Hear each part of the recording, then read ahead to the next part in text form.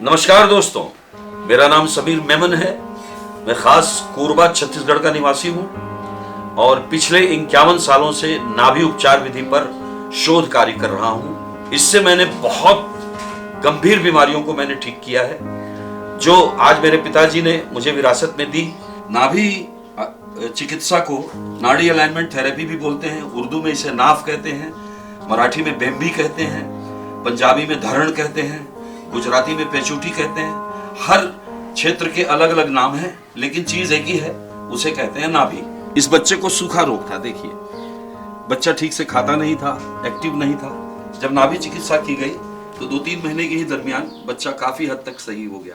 अब इसमें देखिए, ये नाभि बैठाने के बाद जो है, नाभि सही करने के बाद दोनों पैरों की एड़ियां और ये अंगूठे दोनों बराबर हो गए। ये नाभि के पास मैंने ये अंगूठे पे धागे को पकड़ के इस नॉट को मैं इस निप्पल पे ला रहा हूं और देखिए, मैंने पूरी तरह से टाइट रखा है धागा। मैं कोई ट्रिक नहीं कर रहा हूं। ये अब ये निप्पल लेफ्ट का है, अब मैं राइट पे आ रहा हूं। देखिए, इतना अंतर नाभि पे मिल रहा है। वापस एक बार मैं लेता हूं, ये और ये देखिए, कम से कम 2 इंच का फर्क इनको है। ये व्यक्ति हैवी कॉन्स्टिट्यूशन, पाइल्स और बहुत ज्यादा माइग्रेन वगैरह जैसी व्याधियों से पीड़ित होगा। अब मैं पैरों की तरफ आता हूं। अब देखिए, नाभि से पैर के अंगूठों की दूरी मैं ये नाप रहा हूं। यहां पर भी थोड़ा अंतर है। ये एड़ी तो आगे थी, ये नाखून के ऊपर से हम ले रहे हैं। ये देखिए इधर, और ये यहां पे देखिए, ये अंगूठे से इस तरफ से और इस तरफ से दोनों में फर्क है। इससे पता चलता है कि इनकी नाभि, इसको हम सिरहाना बोलते हैं, इसको पैताना बोलते हैं। सिर की तरफ सिरहाना, पैरों की तरफ पैताना, दोनों बाजुओं में इनके नाभि का अंतर मिल रहा है।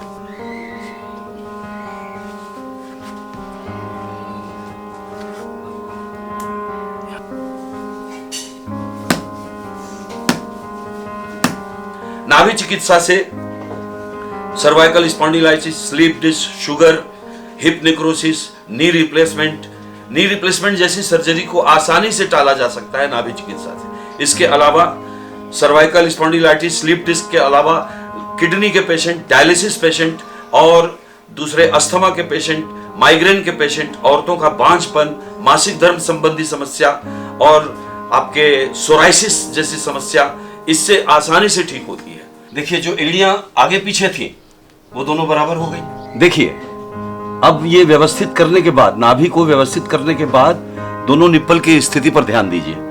ये बाईं तरफ के निप्पल पे नॉट बराबर आ रही है और ये दाहिनी तरफ भी बिल्कुल बराबर आ गई। ये देखिए, ये और ये व्यवस्थित करने के बाद अंगूठों पर इस तरह से धागा बांधा जाता है। इसे नाभि की लगाम कहते हैं। जब व्यक्ति खड़ा होता है तो पूरे शरीर का वजन पंजे पे और पैरों पे आता है और ये मांसपेशियां फैलती हैं और ये धागा कस जाता है और इस नस को पकड़ लेता है, जो आपकी नाभि को हिलने से रोकता है।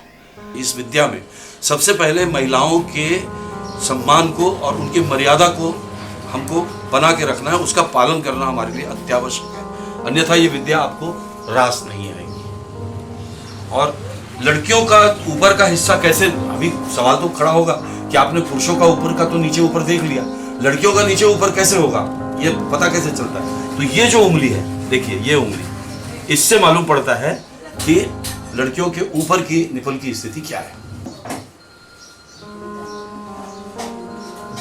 ये देखिए,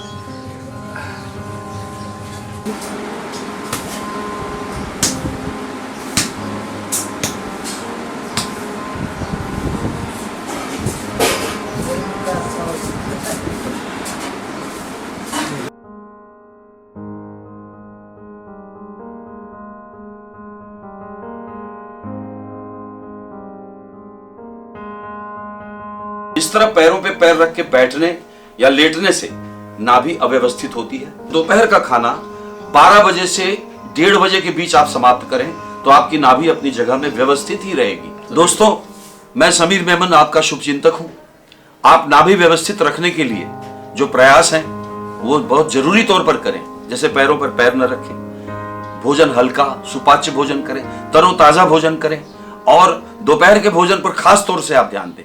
पैरों पे पैर रखने से नाभि हटती है, खाली पेट वजन उठाने से नाभि हटती है, असमय भोजन करने से नाभि हटती है। इन बातों का ध्यान रखकर अपने जीवन को स्वस्थ जीवन में आप तब्दील कर सकते हैं, क्योंकि आधुनिक चिकित्सा पद्धति में नाभि को समझने का, नाभि विज्ञान को जानने का न तो इनके पास समय है और न ही समझ है। धन्यवाद।